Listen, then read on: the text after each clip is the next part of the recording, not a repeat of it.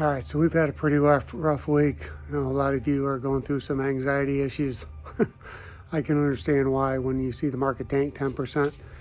So here's a few things, a few tips to help you get through this that I figured out and have used before in the past.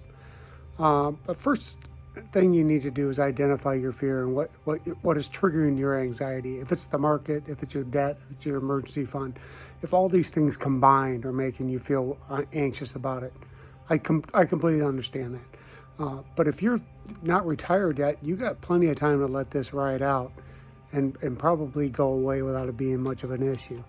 If you're not retired, or if you are retired, uh, you don't want to be making any big changes today because it's just too early to tell if it's going to stick or if it's going to change.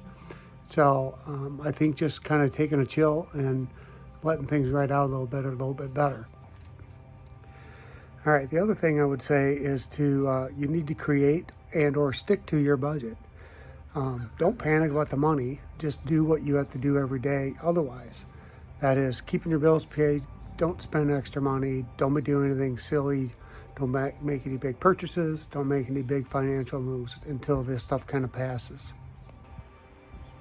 And I want you to remember that we're all down. Okay, I'm down 10% just like everybody else is. But here's some good news. This isn't even in the top 10 of the worst financial few days on record. I did some research and found these numbers. So the biggest two-day loss ever was in 1987. It was 24%. In 1929, it was down 21% over 2 days. In 1933, it was 16%. In 2020, it was 14%. 2-day totals. So we rank this one at 10% or so, ranks around the 16th worst 2-day drop ever.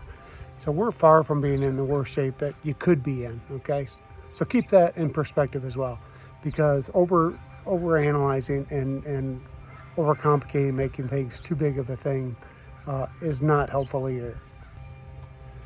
All right, let's move on. The next thing you should be doing is making sure that you have your emergency fund in place.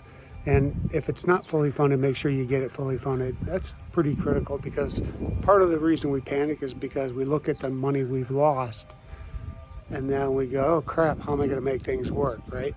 So if you have that money in your emergency fund, you don't have to worry about how much it's impacting your monthly withdrawals from your 401ks, possibly if you're retired already. So keep that in mind. Keep it fully funded. That should be 3 to 6 months of all of your bills needed monthly paid. So if that's $4,000 a month, you should have 20 grand or so sitting in an account ready to pay those bills, just in case you need to leave your 401k alone for a while.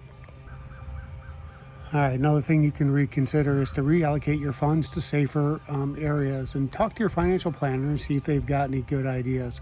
And you don't have to move the money you have in the funds now. You can just make, if you're still contributing to your 401k, you can just make your future contributions into a different fund. And then as these things turn around, you can always hop back in and move your money back over to the S&Ps or whatever it is that you typically invest in.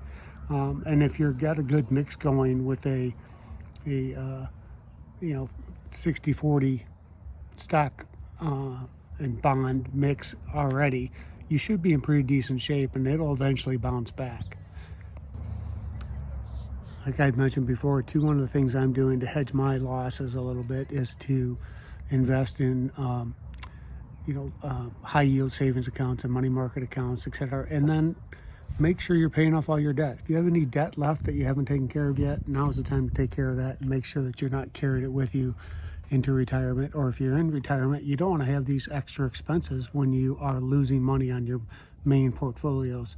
So getting rid of debts is going to be a key factor right now. Anyway, that's pretty much what I got, cut and dry. Just boost your savings. Make sure you're staying out of debt. Stick to your budgets. Don't make any big moves or big expenses right now, and let things kind of calm down a little bit. I think this stock market situation is going to rebound in the next few months.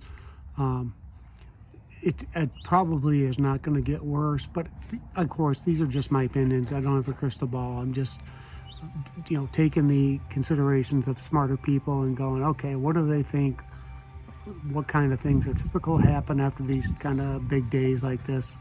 And just remember that you can just hang in there and let things go a little bit and see what happens next. There's no reason to panic, no reason to sell off, no reason to act crazy. Okay? Hopefully that soothes your anxiety if you're having some financial anxiety. I understand why. Here's a few tips to help you out with that. Otherwise, seek out your friends and talk things over. See if you've got other ideas or other thoughts that might come from them. All right. Thanks for watching again, and have a great day.